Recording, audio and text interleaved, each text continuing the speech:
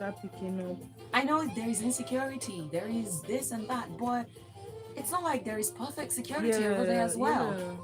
You could literally be in your house and someone who's crazy Just comes. shoot. Mm-hmm. Mm-hmm. It's I everywhere. tell Yes, my some friend. might have it worse than the others, but it's not.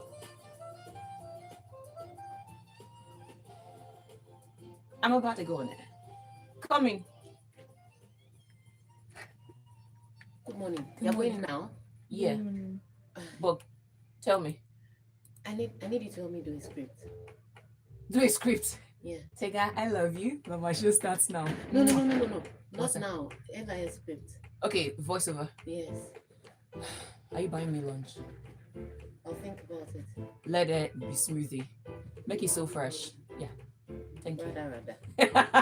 All right. Please, I've given Afolabi the script. Thank you. That's fine. All right, so we'll live. Okay. Do I have to wear this? Love music and love life. You are welcome to Office Journal right here on Smooth 98.1. And you know how we do it on Tuesdays from 11 till 11:50. Actually, you can make that 12 o'clock. It's all about the conversations, the ones that enlighten, the ones that open you and help you to understand different perspective of not just what's happening in the world and as touching you and your development. It also helps you to see some money that you could be leaving on the table. And there is also the issue of legacy. There is retirement, there is investment, there is business, there is employability on a day like this. So it's a pleasure to have you back with us on Office Journal. My name is Oluwaseun. But before I start with what it is that we have come here to do, I need to remind you that we're streaming live on YouTube, and that is at Smooth 981 FM Lagos. At Smooth 981 FM Lagos. That's the channel you're searching for. So that allows you to see what's happening in the studio. It also allows you to share with someone who you think should watch this, or it allows you to also go back to it later on when you want to. So at Smooth 981 FM Lagos. And at any point of the show, if you'd like to be a part of it, you can always send a message to us on WhatsApp. That is 0911 9990981. Again, 0911 9990981. So you can be like Wilson, who on WhatsApp says, "Good morning, Madam Oluwaseun. Yeah, we're back together again. It's Office Journal." And in case you have no idea what he's talking about, the song that I like to start the show with is Dave Cause Together Again. So that's just to tell you that we're back together again on Office Journal. So if you have been following us across all socials, you would see that this morning we are talking about employability, but not just from the employee's point of view, or from a founder's point of view. And when I say a founder, my guest is a founder who has founded many things. Over four, I believe, and still going. And she is the founder of the Stella Initiative. The Stella Initiative is not just any initiative. I think if I'm to summarize, which she has said in one interview, that it answers the question of those what happens to those dreams that were born in places without opportunity? Should they just die or fizzle off? Should they not get a chance? And so through the different initiatives that the Stella Initiative has come up with, like the Boycode Africa that caters to boys, they're solving issues. She's also an entrepreneur and business strategy. She is the founder and CEO of Revo Consult. That's a top tier marketing communications agency that specializes in brand strategy, corporate positioning, and digital storytelling. And there is the beautiful Revnico, which is a leading fashion firm and image consulting firm that is dedicated to executive presence and personal branding. So my guest this morning is a powerhouse. Welcome with me, the one, the only, precious Eniayekan. Drum roll. Yay! Oh, she's called the woman leader, king of boys in some quarters. How are you? I'm fine. I'm doing well. How are you doing? I am well. It's a pleasure to have you here. Thank you for having me. Thank you for having me. And I'm going to start with what I call part of the meat of this conversation. I think I remember seeing one of your posts. I don't know if it was this year or last year, LinkedIn or maybe Instagram, where you talked about building systems and not just building jobs or building anything. And Yeah. that one particularly caught me. So that's where I'm going to start. When you say you build systems with what it is that you do, what does that mean practically? So when I say I build systems, I think first off is I'm heavy on human development, because at the end of the day, at the core of any system is a human powering the system. So I don't just do programs, I don't just do events, I don't just, how people say, oh, we've trained 7 million Yeah. people and there's nothing to show for it. I build cultures, I build institutions, and I do that by investing heavily in people, teaching them, equipping them, because again, it's not enough to just say, oh, we've trained. How are you infusing them into the workplace? How are you equipping them? Can they stand on their own? Can they think like you think? Can they solve real life problems? So when I say I build systems, or I'm building systems, I'm building human beings, actual human Yeah. beings, right? So yes, that can build institutions, that can shape culture, that can, lead.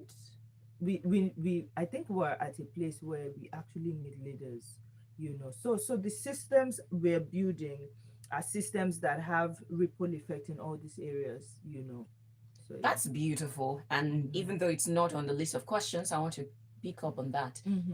You say we need leaders, but we have people who occupy positions. So, what do you mean we need leaders?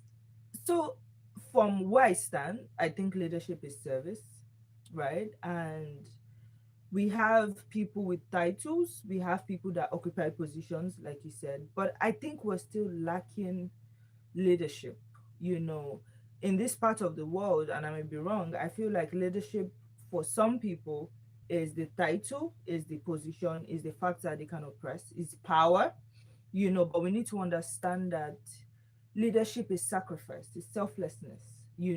Even in our religious beliefs, we saw our leaders literally die for the work.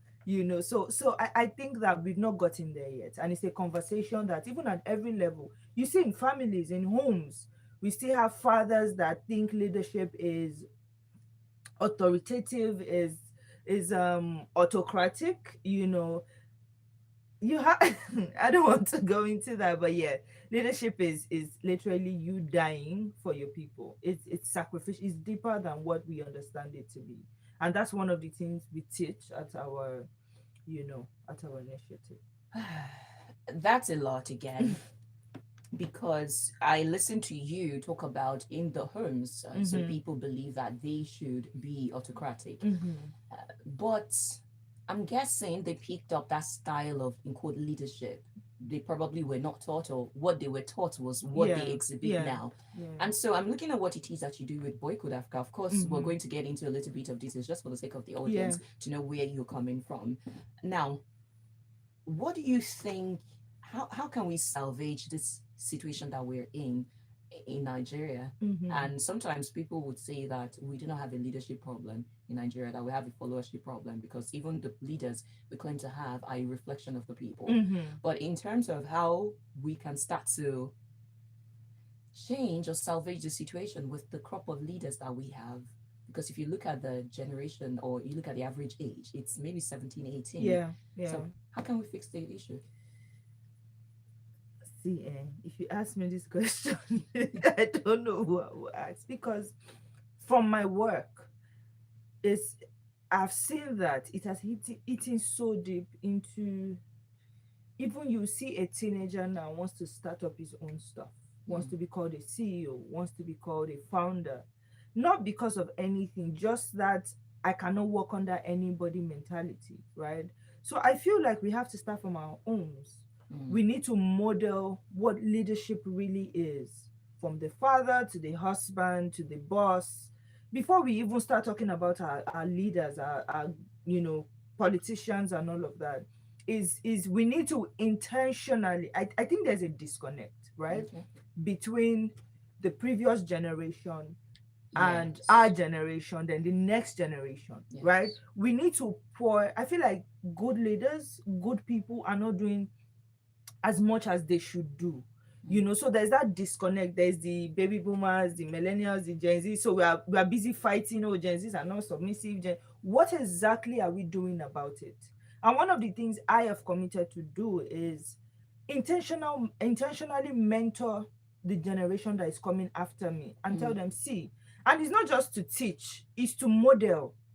We don't leadership. This thing has started from our forefathers. How you see a man, a king of a village. When Yoruba will say, they best lay somebody, Yeah. you just take somebody's child and say, oh, you want to marry this person by force. You take people's lands. So it keeps trickling down. Our fathers caught it. You come into the home and your children are running elter skelter because, oh, daddy's back.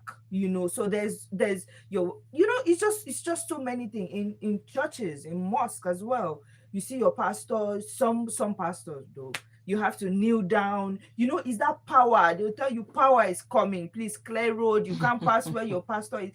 Even in our homes, you can't sit where your father sits most times. Can use their plates. You can't. They have a special tray. It's not a bad thing. I'm just saying that we need to first change our mindset about what leadership really is, right? And whatever it is we believe in, maybe creation, universe, whatever, the model is there, the template is there. I don't know where we got our ours from, right? And that's what these new people are doing. You see somebody that is just a class captain already exhibiting so much power, Oh, yeah. Youth pastors, youth SUG presidents, they are kneeling down. So we need to transfer the knowledge that we have to the next generation in a structured manner. Not just host conferences. I see a lot of conferences year in, year out, which is not a bad thing. I don't criticize. I host conferences as well. But we need to move from that to intentional mentorship. And that's why one of the things we do is we plug a boy to a mentor. For example, imagine a 16-year-old being mentored by a 60-year-old man, pouring into him, saying, no, this is not how to do things. Go this way, do this, do that. Sit here, learn, unlearn, relearn, give back, so that's what, even in governance, we don't want people that will just come to just take positions because of the power that comes with it, the customized plate number that comes with it, the roles, it's deeper than that. So structured mentorship, transferring knowledge, transferring experiences. You see people on social media these days, they are young people. We are the old people coming to say, guys, this is not how we did it in our own time. As much as we feel like we are more knowledgeable than them, we cannot have their experiences. And there are still some rules that still work. Leadership, how to make money, there are principles that when you apply, they always work. So yeah, I think that's how we can go about it, amongst many other things though. Yeah, it's quite clear that we're not getting anywhere with our mentorship. No, We're not. Unfortunately, it feels like there are a lot of us who like to criticize and just beat down as opposed to looking for a way to fix it. yeah. And which leads me back to what it is that you're doing before we go into the employability, because it connects largely. You got a group of boys, you teach them, you equip them with skills. I mean, you could have easily said, yes, people are not employable in this age and time. Yeah. Now, why is it that you decided to pick on boys? Especially as a lady. You should be doing the girl child. Why are you doing the boy child? Well, I say this everywhere. I think I picked on boys because I love girls so much, right? And I feel like we need to attack the issue from the roots, the cause. So you can't say you are protecting girls when the people that constantly harm them are not being taught how to treat them, right? So we shield girls, we protect girls, we invest so much in girls. I don't have a problem. I think it's long overdue actually. It's a necessity. And as long as much as I'm working with boys, I feel like even with the girl child, we are still not there yet, But again, you can't pour so much into girls and expect that they will not still come back to be in the same society with these boys that you've left untrained. They're going to be their boyfriends, they're going to be their husbands, they're going to be their bosses, they're going to be their pastors, they're going to be their chefs, their security guard, their what, name it. So if you don't intentionally invest in them, they are not safe. They won't end well. They won't get the necessary breaks that they need. There will not be empathy and all of that. So it was from that I I just developed a love for the boy child. And again, one of those initiatives, because I said I run TSI for 10 years, right? So we used to invest heavily in girls. And one of those days, we had a skill acquisition training in Shoki. And one of the boys is a twin. The girl, so it's a boy and a girl, they're twins. So the girl is already learning how to do makeup, save money. She's already learning how to be a girl, how to be a woman. And the boy is rolling tire on the same street. Wow. So the girl will save and the brother will go there and steal the money. Oh my. We didn't know it was it didn't occur to me until one day we sent the boy to go and buy us soft drinks for the guests and all of that. And the boy came and said, now wow, he said in Yoruba, when I come back to this world, I want to be a girl because they get everything. Oh. And then it felt like they used hammer to hit my head. I'm like, wait, come to think of it, this boy buys us soft drink every training. And meanwhile, the sister is in class learning how to be a better person. And this boy is left to figure things out on his own. And when she becomes a better person, she saves money. He goes there to steal the money. So there's a disconnect. I'm like, no, this gap is getting wider. So the problem we are trying to solve is now creating another problem, right? So I'm like, no, we have to do something about this. And that's how Boycode Africa started, And at the time, I didn't know what I wanted to do. I just said, okay, maybe we should do computer training for them since they're already doing Yahoo, because I was, at that moment, I stood there. I remember speaking to one of my colleagues, Bello, and was like, let's do computer training. Like, that's because I can't say, okay, come and learn makeup. It's not like there's anything bad in it, but I'm like, you guys are already doing Yahoo, so just use the same energy and that was how someone just called me there and then and said, oh, what are you doing this year? Never spoken to me before. And I said, computer training for boys. And I was like, for boys, okay. Since when? And it was like, oh, that's beautiful. Okay, I'm donating 20 laptops to Boycode. And that's how Boycode Africa started. And I remember having this idea before Boycode, like 4 years before, because I used to get angry when I see a particular show on TV, every year that is, they just gather them, just do games, they'll just be nude, they'll just be doing, sexual content on the internet, and they'll win money at the end of the day. And I'm like, no. And all our young ones want to get into the show. I'm like, no, I need to do one that is educational. This is me just dreaming. And when Boycode started, I'm like, no, I'm not just going to do computer training. I'm actually going to camp these boys in a house.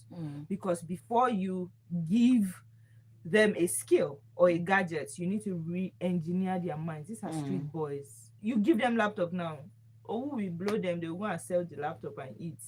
And I started bringing mentors that will come train them and all of that. So that's how we now infused the idea of the show that I had and the skill acquisition, because for these boys to be responsible, they have to earn, whether we agree or not.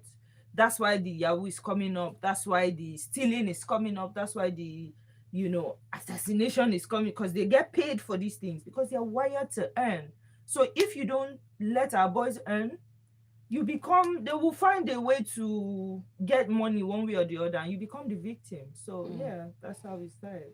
That's a very detailed perspective and helping us to understand why you do what you do. It's so beautiful. I feel like we can have the entire show talking about it. But now, going to the other side of it, I believe when you made a comment about the certain reality TV show and many others that we have, I think I remember one of your comments, is it on Tribune or one of the newspaper, where you said that no nation can really thrive or grow if it keeps rewarding mediocrity. Now, let's take it to the workplace. Let's talk about what it looks like in the workplace. And I say this because there have been many comments when people would say, Nigerians are in love with mediocrity as opposed to excellence. You look at the work you give to an artisan, they give you shoddy work. And even if you're not careful, if you call for excellence, they're going to insult you and so on. So let's take it to skills. Let's take it to artisanship. Let's take it to the career and the professional workspace. What does mediocrity look like for you? So I think mediocrity, like you said, is is as subtle as late coming. How we say, oh, Nigerians like to come late. Is the acceptance of little things like that. How we say things like, oh, Nigeria, we have an excellence problem. We don't like to go over and beyond. And we have accepted it as a people. And we reward. That's why you see people, when you see one person that does his job very well, we tend to celebrate them, because as a people, we are not very big on excellence. And I'm like, this person is just doing his job. Then we tip them, then we're like, oh my God, your customer service is impeccable. I'm like, that's what That's he's being basic. paid for, right? Then you go elsewhere, and beyond customer service, they are giving you customer experience. You are not just saying, oh, welcome to Smooth FM. There's an experience, there's the ambience. They pay attention to the way the place smells. The rug is well cleaned and all of that. But in Nigeria, you can get all of that and the place smells funny and it's okay. And you're like, this place is fine. See aesthetics, see? And you are like, wow, Nigeria 10 over 10. So I feel like we keep rewarding that. Even in the workplace, we don't have a skill problem, right? Because I hear a conversation about, we do, but that is incomplete. We have a capability problem. You see somebody that can code perfectly, but cannot communicate, cannot think critically, cannot work independently. So when founders are complaining, they are not complaining about, oh, we don't have a skill problem. I think what they are complaining about is the fact that even with your skill, I still have to monitor your work 24/7. Oh, this code is missing. What's happening here? So we need to put it, like, you're asking me dumb questions. No critical thinking, no excellence culture, no independent work ethic, no extra mile. You see a staff by 5, maybe your closing time is 5 o'clock. My friend was complaining that there's this particular staff. Once it's 4:49, her bags are packed and she's packing. She's just there waiting. 5 on the dot. She leaves. One day he came to the office and he has been monitoring her. I was like, today you're not going anywhere, because if you start packing at 4:45, that means you are eating into my own remaining 15 minutes. So when they say closing time is 5 o'clock, that's when you start packing. Not like you pack 4:30, you're just pressing phone, waiting. You're wasting my time. But that's how we are. That's how the average Nigerian is. Even artisans, it's not like you cannot join wood. But that's excellence. You see, these people that build houses and all, the finishing is terrible. That's why my friends, when they come from the US, the UK, they are crying. They've sent money home to do house and all. What I ordered versus what I got. I'm telling you, then you see the wire that they join is showing on the wall. And they complain a lot. So it has eaten deep into the culture as a people, and that's what reflects in our governance, right? The fact that yesterday I was telling somebody that most of our leaders, how we, the followers, we think that these people are not educated. They are. They speak so well. I heard one of them speak yesterday and I'm like, I can't believe my ears. What's happening? Even the person's English is better than my own. But again, it's a capability problem. They know what to do, right? But the fact that they don't just want to go over and beyond. Let me just do my 4 years and just leave. Let me just do my 8 years and just leave. And the one that does the barest minimum, maybe fix a major road, we're like, this is the best, governor we've ever had in our lives. But that's not the standard. So we need to start measuring our standards with developed countries, even in our workplace. And this is not just staffs, it's founders as well. What is the how are you equipping your staff? Do you do development trainings? Are you concerned about their growth? We just prime people to know what to do, but not how to do it. Like, we don't invest so much. That's why the other day when that tech founder came and I saw a lot of backlash. Oh, it doesn't pay well. I don't think that's where people are complaining from. It's the fact that, okay, in your company, do we go on retreats? Are you concerned about we as a person? Are you investing in us? And you can't blame the system is just so messed up that you hear founders say, I can't do trainings again. When I train them, they leave. So I'd rather hire people but again, the people that you feel have these skills, there are some things that are lacking. So at the workplace, it's not just technical skills. It's also, other skills. How do is this person self-driven? Is this person teachable? I would rather hire somebody that is coachable, teachable, and that has prospect than hire a very technical person that, and don't get me wrong, you need a mix of both. But, look out for other skill. How does this person think? I learned something recently in an organization as a founder. You need somebody that has your head, your brain, that has your heart, and that has your drive. So I'd rather look for that in someone. When I'm not in the room, this person can make decisions like me. And I think that's what founders are complaining about. When I'm not in the room, this person can say, this is what Precious we do. And when I come back, I don't have to move a thing. I don't have to change a thing. And when the business is going down and I'm not around, this person can say, okay, let's go here. This is it. Let's do this. Not, let's wait for madam. When madam comes. Because at the end of the day, you get paid either ways. But when you have somebody that will say, you know what, we're going this way, and that's where everybody, the person doesn't have to be a CEO or a CFO or something. It can just be a random person and say, I think, if Miss Precious was here, this is what we'll do. And I have somebody like that in my a Gen Z for that matter. So it's that's just where I'm coming from.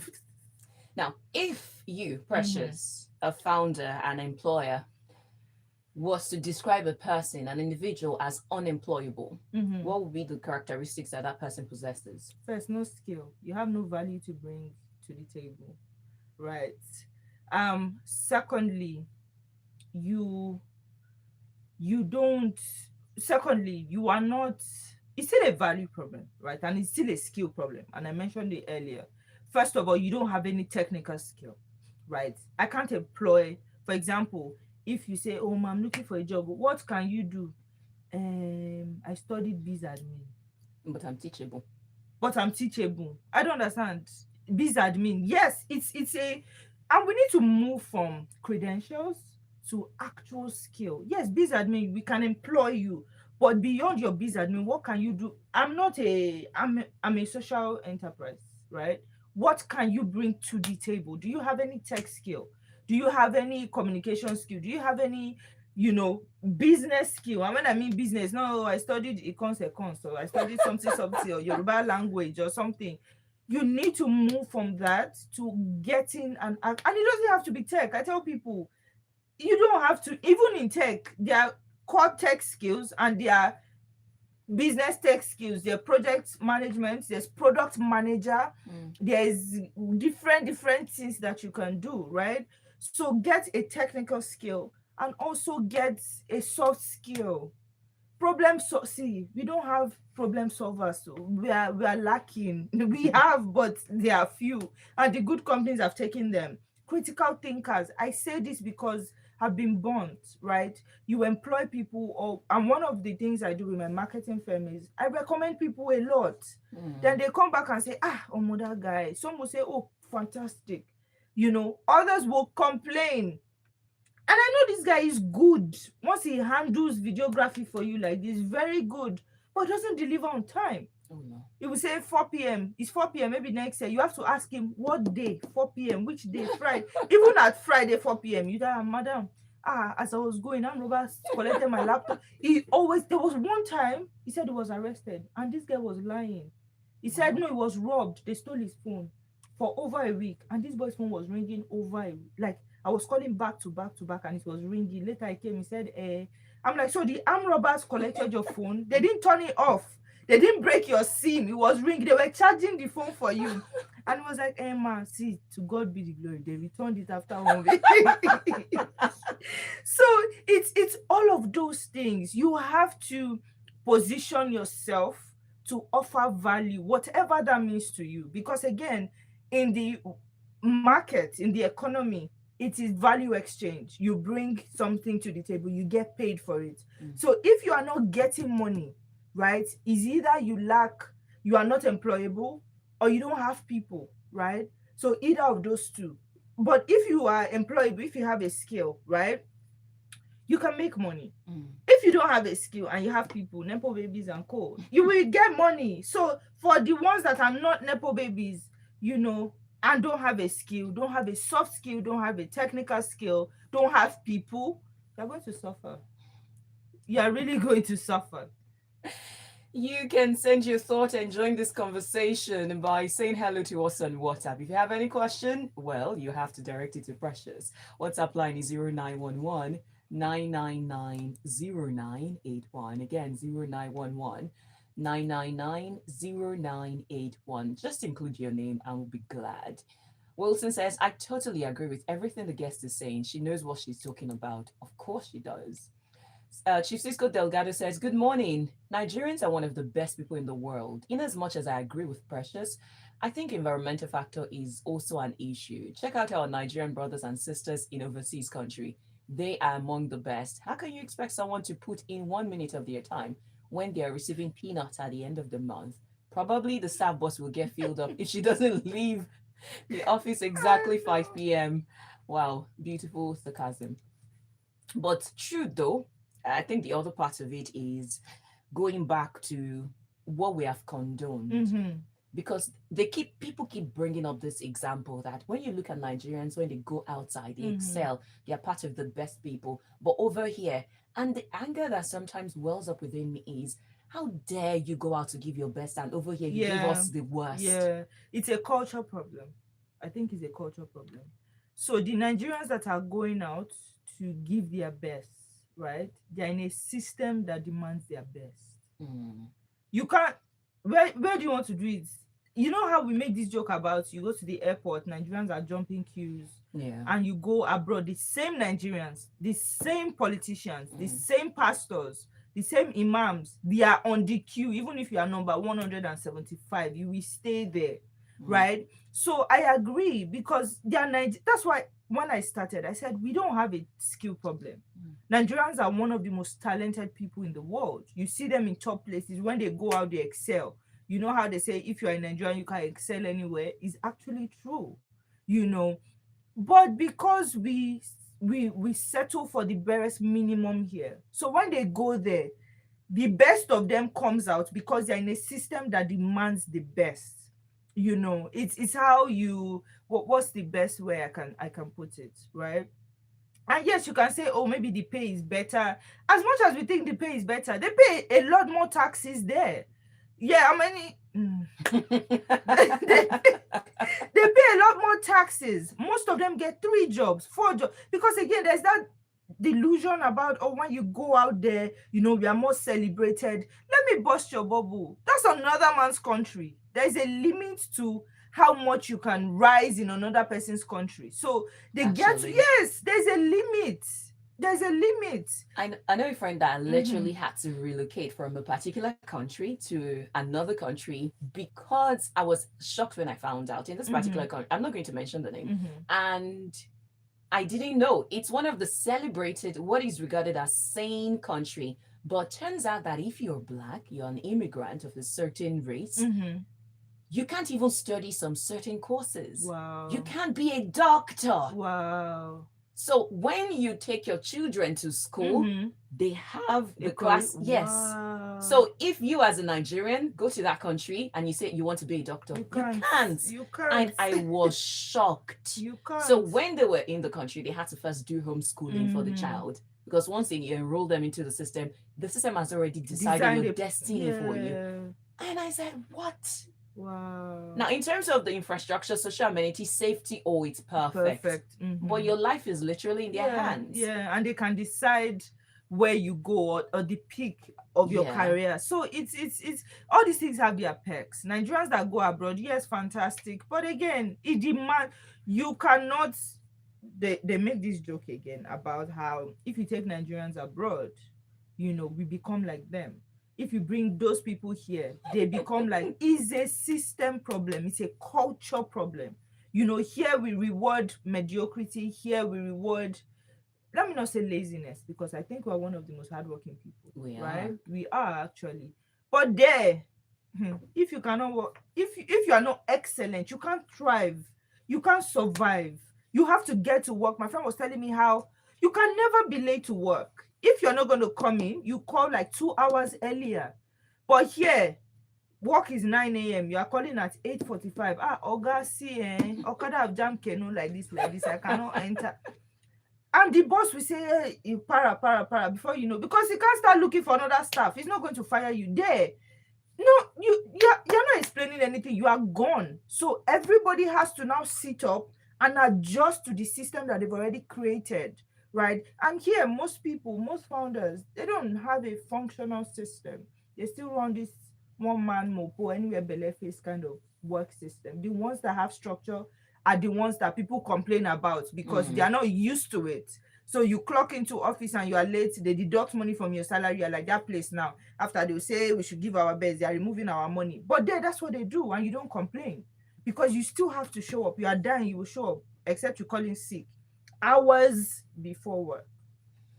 Well, that's a lot to take in. Now, I believe that you have thoroughly dealt with the aspect of the employee in terms of employability skills. So if a person wants to say, I want to be the epitome of employability, you have talked about it, the soft skills and the technical skills. Now, let's move over to something you said in the course of the conversation. The employer, the founder, what is their role in making people employable? And part of the reason I asked this is because going back to the comment that was made by that tech founder, it was said that you are supposed to, especially if you know that eventually these people are going to work in your firm or you need them, people should have, organizations should have like a talent pool or a training pool. Do you think of that? Or do you believe that? Plus, what should be the role of the employers in constantly training? Or should it be the employees have to train themselves?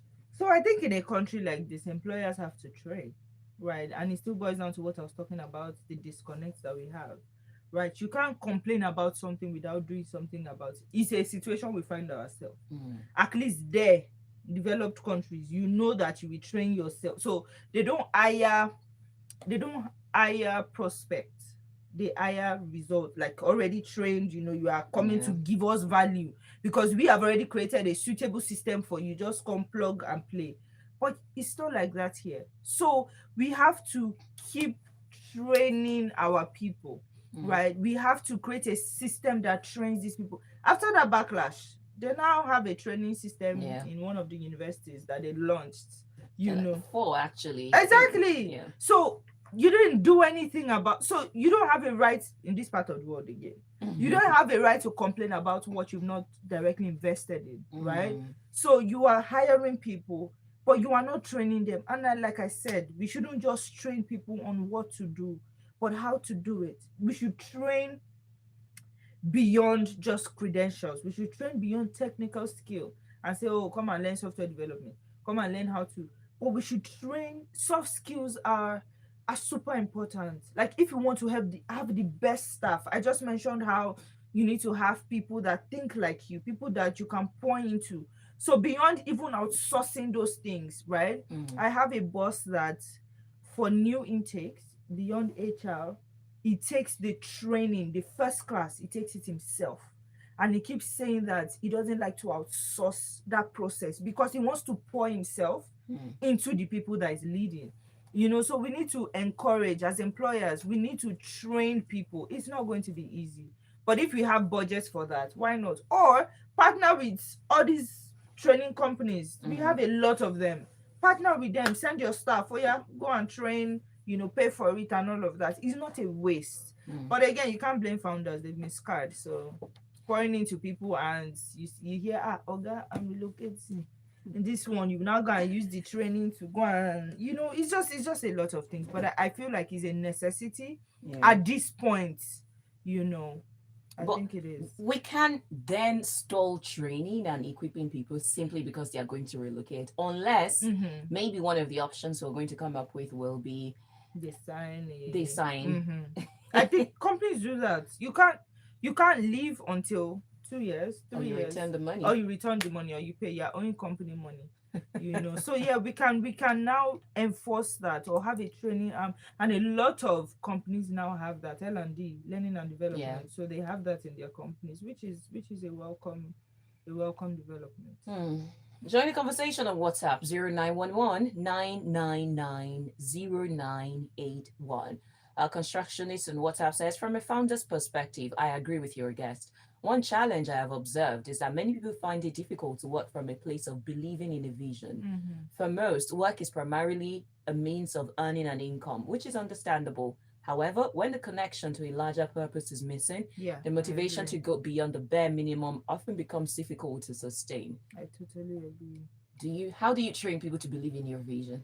Well, I think I'm the best person to answer that, because I said I run a social enterprise, Yeah. and I think, and I can say this anywhere, I have the best people working with me. And guess what? We didn't start out paying anyone. No way. Mhm. They were just volunteers. They're still volunteers. Well, Wow. we pay some people now, but they're still volunteers, majorly volunteers. And as I'm speaking, we are all hands on deck, all hands on deck, and we don't have jobless people. Like, we have people that actually work. We have volunteers in Canada, in UK, in the US, that are working still. Mm. And I think one way to do that effectively is always, at every point, communicate your vision. See, people cannot follow you to where they don't know, right? So as a founder, beyond paying people, you need to constantly saying, okay, in 1 week, this is what we want to do. This is where we are going. And people believe in a vision when they have a sense of ownership, Mm. when they feel like this is our thing, not your thing. We have founders that, for example, for my own industry, because of the kind of work we do, we tend to get a lot of awards, Yeah. Other people, my colleagues, are complaining, Homo, this my volunteers, they're not answering me, this. Whenever I get awards, I come back home, and home being the team, to say we did this together. We're sending emails to say, oh, we got funded, oh, we did this, oh, we did that. Celebrate the hard work. This award is for you. It's not for me. I would not have done anything without you. You are the pillar that holds my life. You are the rock of ages. You are the beginning and the end. Because people then feel like, oh my God, this I'm thing cannot valued, go down. yeah. This is my thing. This is our thing. We celebrate birthdays as much as we can. That's why I'm always posting everybody. Happy birthday, oh, happy birthday, wedding anniversary. Oh, this person just gave birth. Let's call this person. And it's not just volunteers, even mentors. We have one of the best mentors on our platform. We have over 150 registered mentors. These are tech founders. These are top people. One thing we've started doing now, on their birthdays, we do a customized flyer for them. Then we send them personalized emails. Oh, we celebrate you. Thank you for being a useful person in society. We love you. You are our rock. You are our fortress. Because again, you cannot build, especially in this, is hard being a founder. Mm. In Nigeria, it's difficult. So beyond money, there are some things that relationship will open for you that money cannot. Mm. Most of my volunteers are Gen Zs. And the perks of working with Gen Zs are, their mind is not this different. they are upgraded, they get to come up with softwares that, oh my God, this thing exists. Now, one of the boys have a software that can get anybody's details, as long as the person is on LinkedIn, can get his number, his address, Wow. email, everything. I'm like, hey, where did you see this one from again? Is this not juju? And this boy will show up. He's not based in Lagos, but he will work over 14 hours. Oh, what are we doing? What email are we sending? Blah, blah, blah. The same Gen Z's people are complaining that, oh, they are rude. They can't work with them. That's why they are jobless. That's why you have to constantly be in a place where you give them ownership. Sometimes deliberately take the back seat and let them do the work. Mm. When they fail, don't say, now wow, I can do it myself. You celebrate them. Oh, wow, you tried. But again, you can do this better, because they are growing, they are seeing results. And when there's an opportunity, I plug them.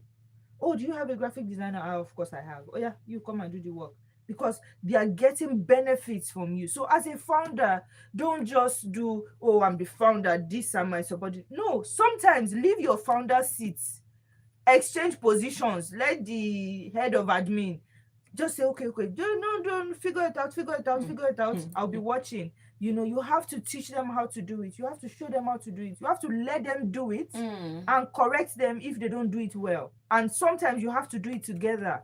That way they feel like, okay.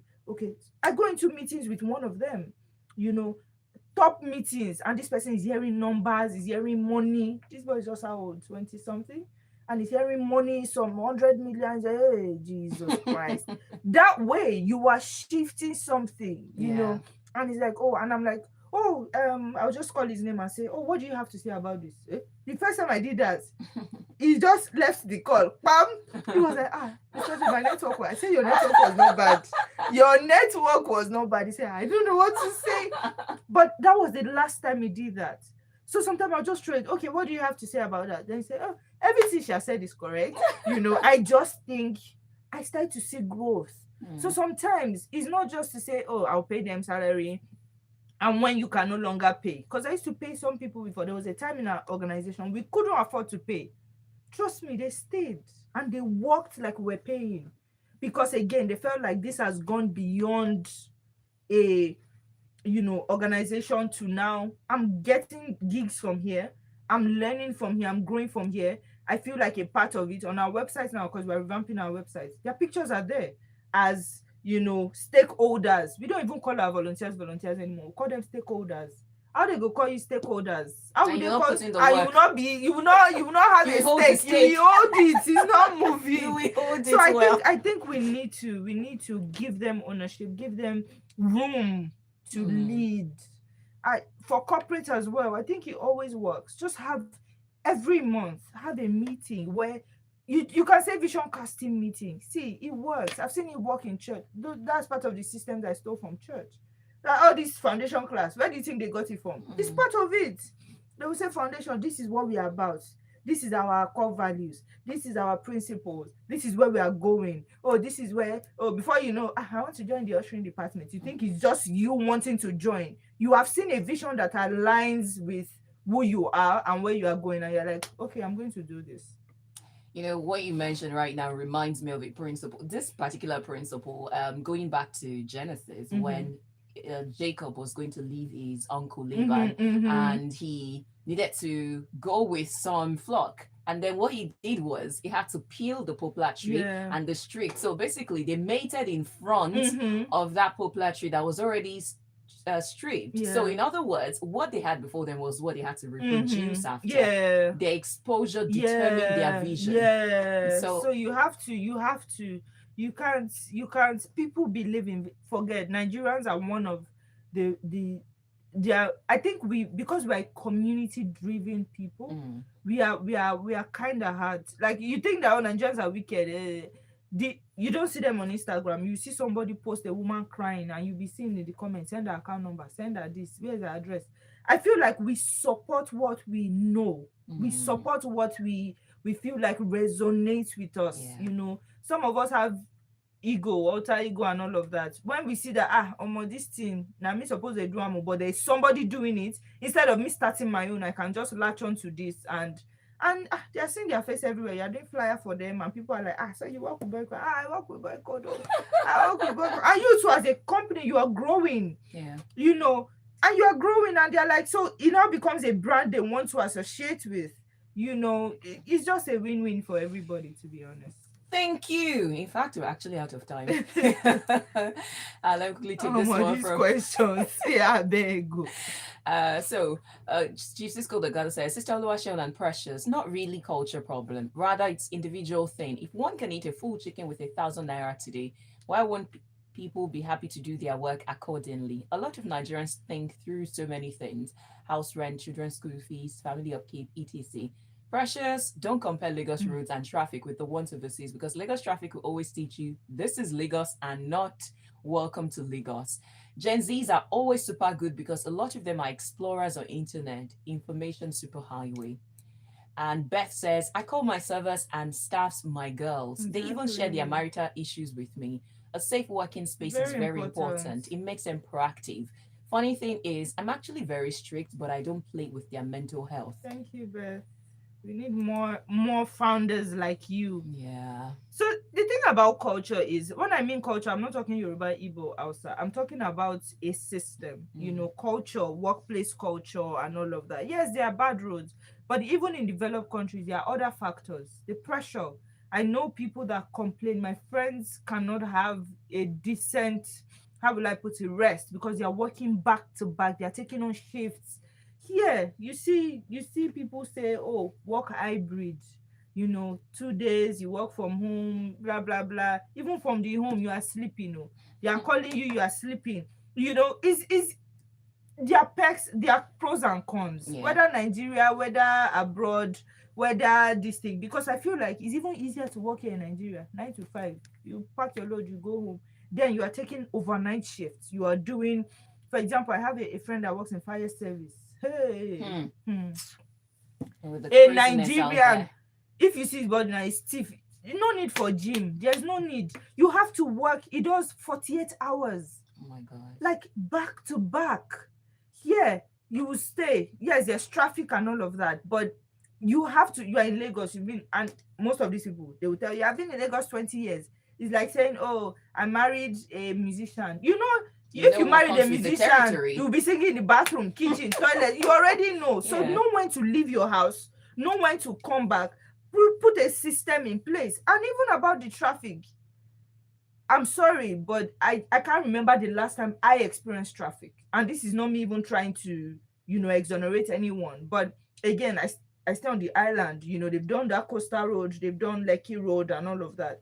But all those traffic we used to experience that the 4 hours, 5 hours, except there is maybe flood or something. But I can't particularly, maybe because me self I dey plan my work. As I'm finishing here, 4 o'clock must not meet me outside. So in other You words, know, plan. yeah, so you already know, right? And again, Nigeria is still the workplace, especially except for the ones that are toxic and all of that. I feel like our work culture is still cannot still stand where all those I went to an Asian country, Arab country one time, and you need to see the cleaners. You would think they are robots. They so in 1 minute they've laid the bed, in 1 minute they've turned, in 15 minutes. Ah, madam, we're done. The room is sparkling clean. One of the things they teach them with their work is speed. And the guy had to tell us that he was earning. So when we converted it to Naira, it was about 120K. And he had to clean over 30 rooms in one day. 120K per month. When we converted it to our own per month. And he had to clean over 30 rooms in one day. So they don't have the luxury of time, you know, to, you know, okay, let's lay your bed. They'll say, madam, please help us shift. No, if you like, stay on the bed. They will fling you, come. They will just be laying in. And I looked at this guy. They don't have where they sleep. You know, they don't have, it's tough. So people see the good side of these things, the perfect side, but you don't know that there are other parts of that place. You don't want to even be in their shoes. You can't even be in their shoes because as Nigerians, you know, we are very late, except we go there and we start even if you are hardworking, the first few months you will first be sick before you now your body starts to adjust, you know. So I understand where you're coming from, but we just have to make, you know, the conditions palatable to work. Whatever it is, right? Don't have an excuse not to do your work perfectly. Don't say, and that's one of the things we do. Oh, it's Nigeria. I've not eaten. It's not you picked the job. You go to a restaurant, a security man or a waitress. Her face is very skewed. She's not laughing. She's not excited. And you ask her, madam, this is your job. You are the front desk. You are the first person that we're meeting. And you're like, Nigeria is hard. Nigeria is not your problem. You are the problem. You picked up this job. You have to deliver. You have to deliver. Whether your marriage is crashing or your home is, as much as you are here and I say good morning, you have to smile. I don't want to know, because this is your job. You know, and we sit down, we are empathetic and we say, oh, wow, oh, sorry. You know, it's just a lot. But yeah, I get where she's coming from. I wish we could continue because this is an entire TED talk on it. So we need to have breakout sessions. I know. But we have come to the end. And the Boycode Africa is coming up when? June 22nd. June 22nd. And if people want to follow what it is that you do on socials and all that, could you share your social media handle? Yes, so it's Boycode Africa everywhere. Facebook. Okay, I don't know if I'm on Facebook. Instagram. On Facebook, Instagram, LinkedIn, Twitter, Yes, so it's Boycode Africa everywhere. Boycode Africa.org, Boycode Africa, Boycode Africa. And you can follow Precious on socials at. Precious Eniayekan, Precious_Eniayekan. And that's the show for today. Again, you don't have to miss out on it. You could tell someone, you could allow them watch this, you could allow them see another perspective to workplace culture as well as employability. All just they need to do is go back to our YouTube page at Smooth 981 FM Lagos, at Smooth 981 FM Lagos. That's the YouTube handle. But if you're a part of our WhatsApp family, I'm just going to put it on our WhatsApp status so that with one click, you're able to watch the video and share with everyone. Let's rebuild Nigeria and do better. Yeah. I think if this country is way better, it's going to be better for all of us. And we wouldn't even have any thoughts about going out there to be second-class citizens. My name is Oluwaseun Olusegun, and coming up in a matter of seconds is the Casbah, where for 4 hours, I'm going to play you beautiful world music just to take your mind off whatever stress you're dealing with and to help you be productive as you go about the work that you agreed to show up to. So let me help you smile by playing you music. Do stay with us right here on Smooth 98.1. Oh boy, that was exhaustive. It was Very. Let me just say. And see, very right. People often say that